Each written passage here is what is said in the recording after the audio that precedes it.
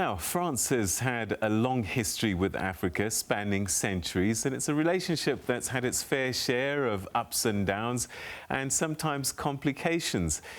So influential has France been on the continent as many as 21 countries on the continent have French as their official language, and it's spoken in something in the region of 29 to 34 countries as well.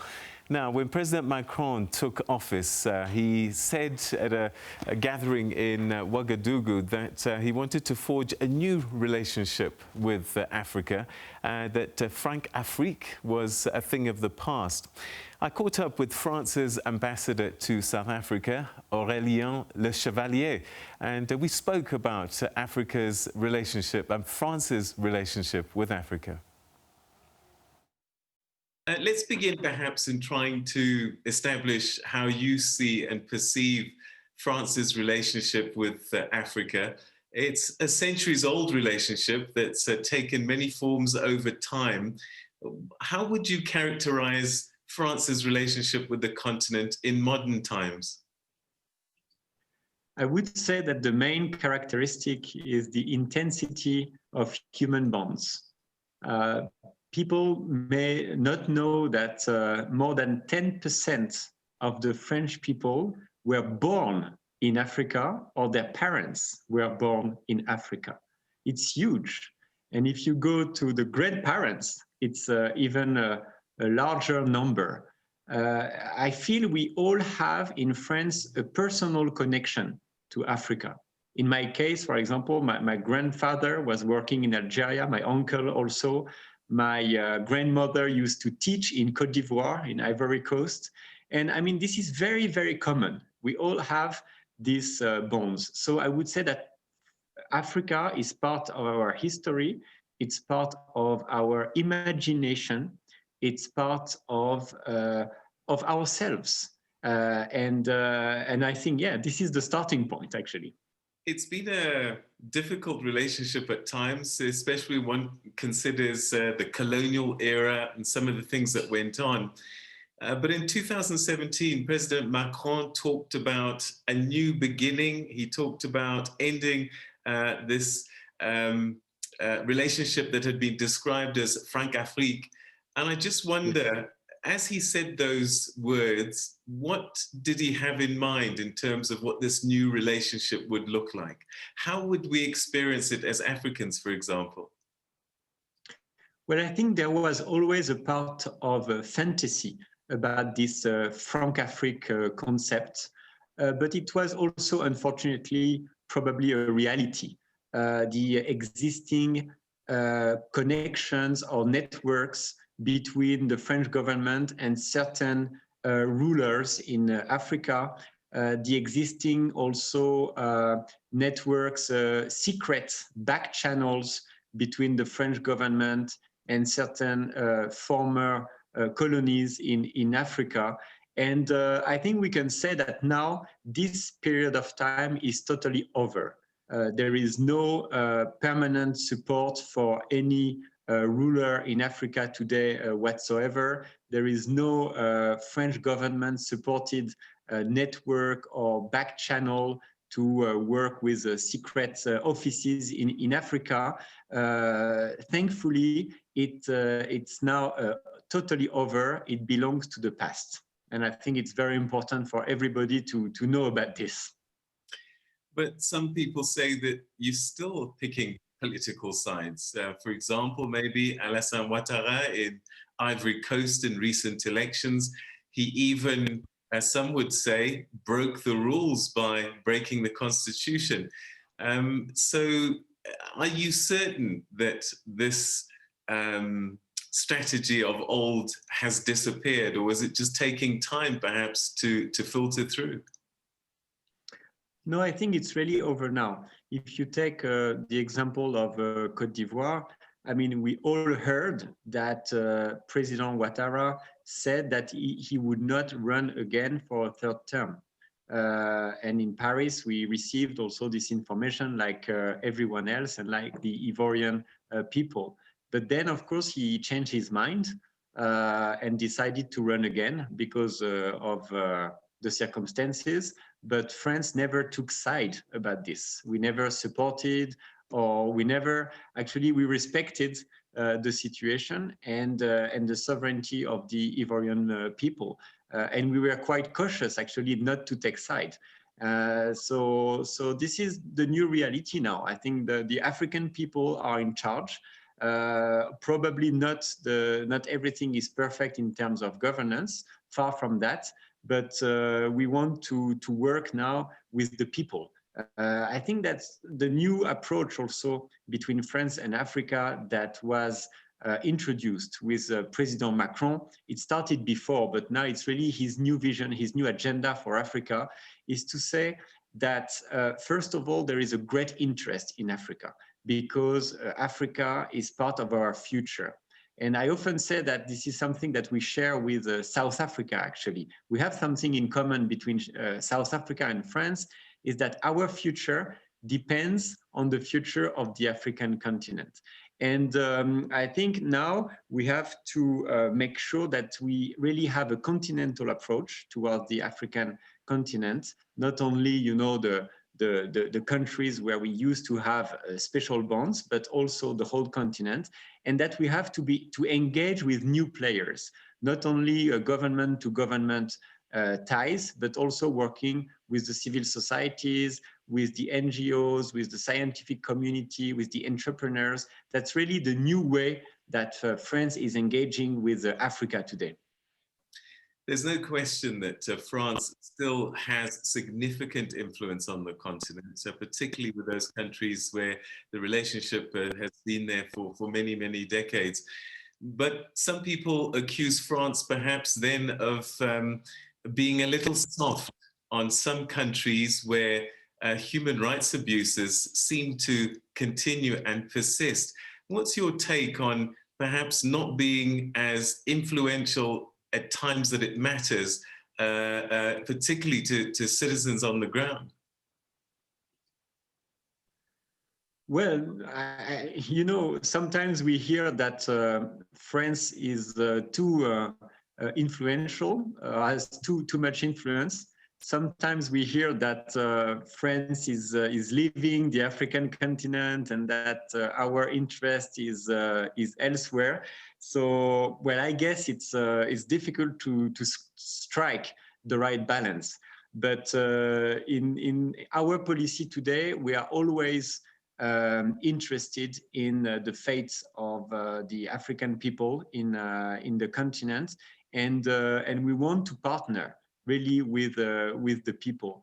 And I think that it's not only you know, with the circumstances or the events. We have to work on a long-term project with the education, with the universities, with the associations, the NGOs, the foundations.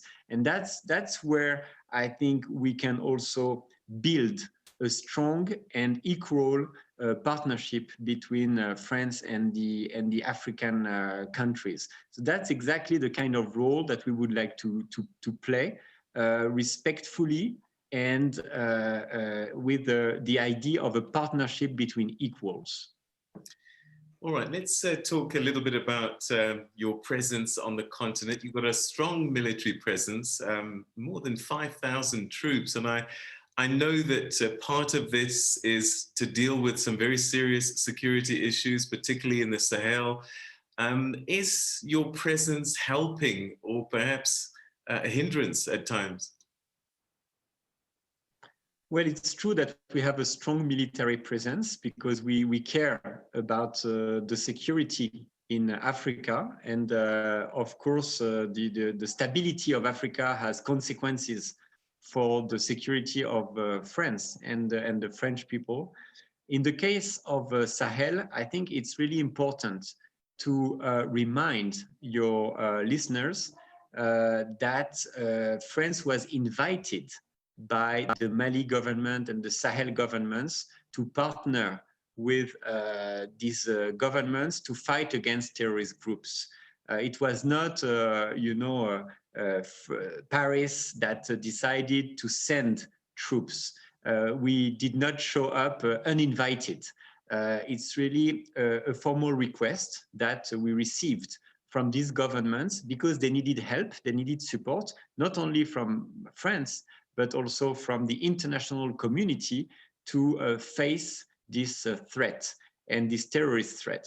So we've been very committed in Sahel, and we will continue to do so.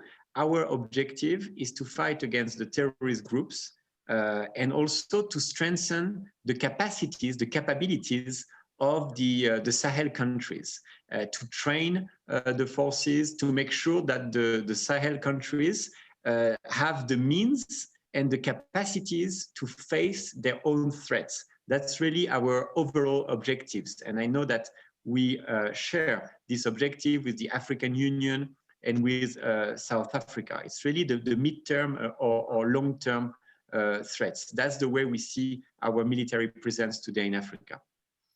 All right, let's turn our attention a little bit to economics and perhaps even investment. How important has trade between Africa and France been, and what is it characterized by? In colonial times, it was about our minerals and our labor, and not so much about development. Is that something that's changed? Yes, it has changed a lot. The economic ties, the economic relations between Africa and France are important. Of course, I think there is still great potential to develop. Our first trade partner in sub-Saharan Africa is South Africa, actually, because South Africa is the largest market. But for example, with South Africa, we have a bilateral trade of $3 billion a year, which is significant, but that could be even better. And I wish that we can work more with the South African companies, especially on the African continent, to improve this trade. It's not about minerals, not that much. You know that the mining industry today is more with China or Russia. France focuses on services, on agriculture, on retail, on energy, on new sectors like smart cities, for example, or innovation, technology. That's really the economic sectors that we would like to focus on now and for the future. We have quite a strong economic presence. For example, in South Africa, we have more than 300 French companies working in a whole range of very diversified sectors. But I think there is still room for improving this presence for the benefit also of the African continent and the African companies. Okay, let's switch gear again. Culture. France, very well known for rich cultural history. And I just wonder about this exchange between Africa and France. Where do you see the cultural exchange at this time? Well, we have a vibrant cooperation in terms of culture and the media and fashion, for example, and cuisine now. So it's also a very, very rich. I think that we can continue to develop great cultural projects. We can also make sure that our innovation sector, our media work more together through training and exchanges programs. There is this year a specific initiative called Africa 2020 that will focus a lot on debate and cultural exchanges, and that can benefit also to the South Africa and the African countries vis-a-vis these opportunities in the cultural sector. So that's really one of our main objectives. Here in South Africa, we have the French Institute, we have French alliances where you can learn also a French language. And so I think there is the network and the willingness to do more. Yeah, fascinating about the Alliance Française. I mean, I attended here in South Africa, but also in Zimbabwe. And I was fascinated to find out that the French language has grown largely because of Africans. And I suppose this is something that you want to develop and continue to develop going forward as well. It's very important. Actually, it's the key for the future of the French language. We know that the future of the French language lies in Africa, with countries like DRC, for example, Algeria, Morocco. And yes, this is absolutely key. You know that now the International Organization for Francophonie is chaired by an African female leader, and that we focus most of our initiatives on the African continent through this network of Alliance Française, our French cultural and linguistic institutes. Something very important to us is to say that we don't intend to promote only the French language, but also the pluri or multilingualism. I think that the future for the young African generations is to speak English and French and their native language and other languages. I think that's a fantastic opportunity in the world of tomorrow to be able, to evolve in different languages, especially when you want to work with African continent and elsewhere with Europe. So it's always, I think we have to be very open-minded and always think of giving the opportunity to master and feel comfortable with different languages. That's really our multilingual approach to them. One of the things that we're seeing, sadly, quite a lot, and we've been seeing in recent years, is this migration and people fleeing, particularly north of the continent, on treacherous boats, trying to cross into Europe. And I just wonder what France's position is, because a lot of these people are connected to France and do end up in the diaspora in France. But a lot of lives are being lost as people try and cross, these seas to get to Europe, fleeing a situation that some might even say has its history with French hands. Well, I mean, we know that there is a huge problem of poverty and underdevelopment and inequalities in certain parts of Africa. So I think that our main or priority concerns with the African people and the African governments is to fight against this poverty. So the first response is the development and foreign assistance. So President Macron and the French government have decided to increase our level of foreign assistance. And we are doing this, increasing by 1 billion euros a year, our foreign assistance. So that's one response. Then, of course, there are other situations related to war, to conflict. And unfortunately, these situations generate refugees and displacements of people. And I want to highlight that the first countries to welcome refugees are African countries themselves. We often forget to say how generous and how concerned are the African countries, because they receive first they have to welcome these flows of refugees.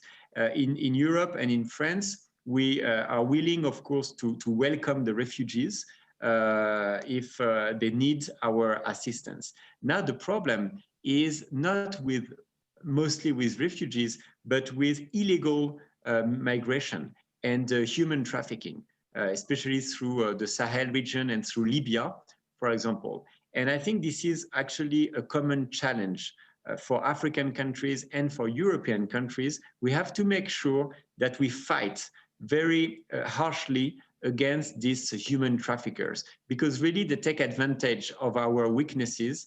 They hit our countries. They attract young people to very dangerous situations where they risk their lives.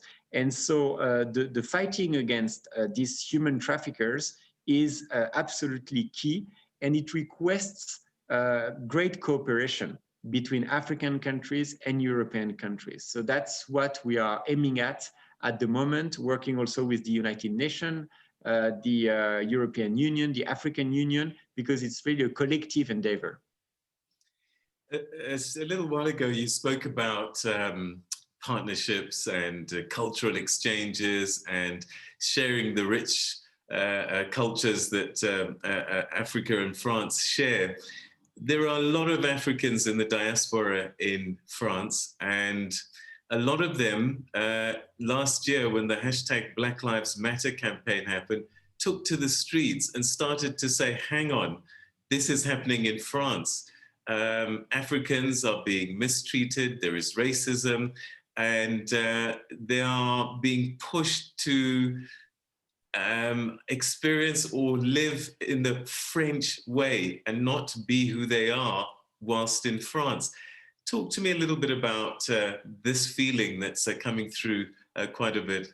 Africa is a part of France, and Africans are welcomed in France, and we have incredibly rich bonds between France and Africa. But as I say often, racism exists, and racism, unfortunately, is a global plague, is a global scourge.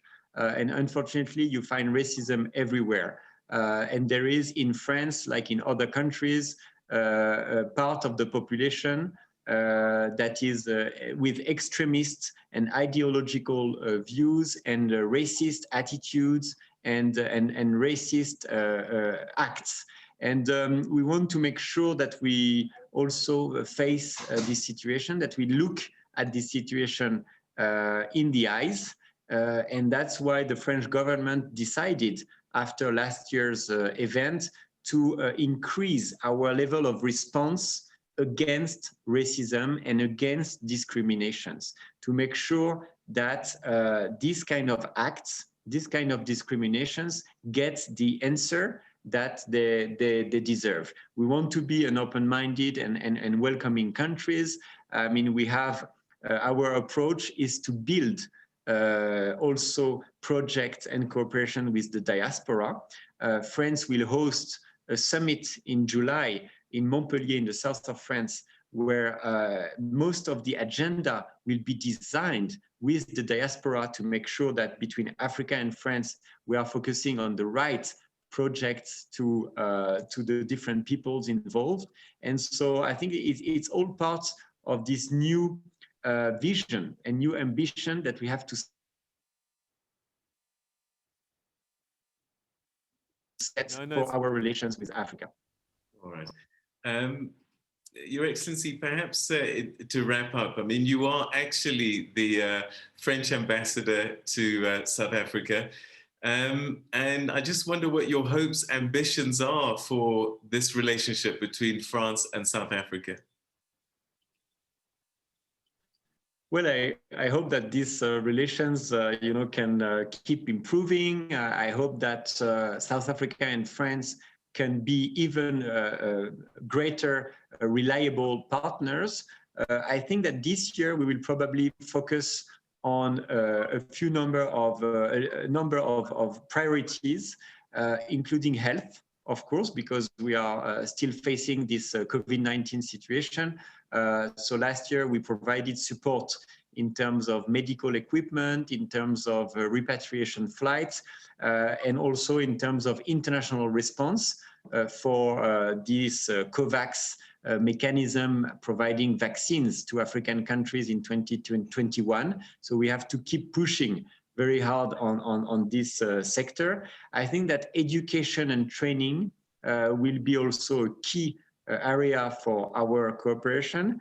And I would like to mention energy, climate, biodiversity. There will be also the World Congress of Nature in France this year that we will prepare with South Africa. South Africa is a very important country in terms of climate action and biodiversity conservation. So we will work a lot on that. And of course, culture. We mentioned culture, we mentioned the media. So we will continue to try to create, design projects together in that field. So I think we have a full plate. and a lot of projects ahead of us. And these are great opportunities that we don't want to miss. And that was France's ambassador to South Africa, Aurélien Lechevallier, speaking to me about France's relationship with Africa and a new one that's being forged over time. We're going to take a break, and when we come back at the top of the hour, we'll begin the second hour of The Globe. Stay with us.